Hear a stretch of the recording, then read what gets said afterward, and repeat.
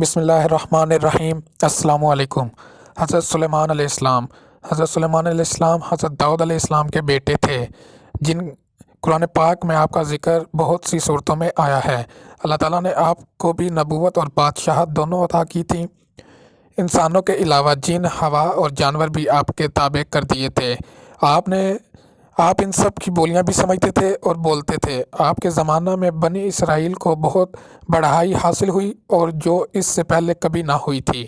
حضرت سلیمان علیہ السلام بھی باوجود اتنی طاقت اور سلطنت کے اللہ کی یاد میں مشغول رہتے تھے۔ ان کو دنیا کی بڑی سے بڑی چیز بھی اللہ کی یاد سے غافل نہیں کر سکتی تھی۔ ایک دفعہ کا ذکر ہے کہ آپ اعلیٰ درجے کے گھوڑوں کو دیکھ رہے تھے کہ ان کے دیکھتے دیکھتے عصر کی نماز کو دیر ہو گئی۔ آپ نے ان کو پھر بلایا اور ان کی پنڈلیاں اور گردنیں کاٹ ڈالیں تاکہ جن کی محبت نے اللہ کی یاد سے غافل کر دیا، ان کو ختم کر دیا جائے۔ ایک دفعہ کا ذکر ہے کہ آپ اپنی فوجوں کے ساتھ تشریف لے جا رہے تھے۔ چلتے چلتے چونٹیوں کی وادی میں پہنچے۔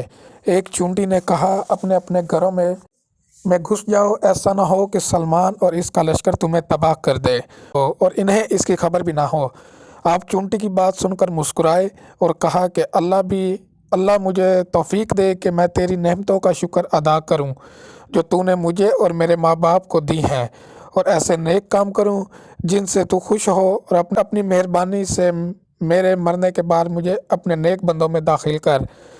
یہ تھی آج کی ویڈیو اگر آپ کو اچھی لگی ہو تو ویڈیو کو لائک اور شیئر کرنا مت بھولیے گا، اور چینل کو لازمی سبسکرائب کر دیجیے گا۔ تب تک کے لیے خدا حافظ۔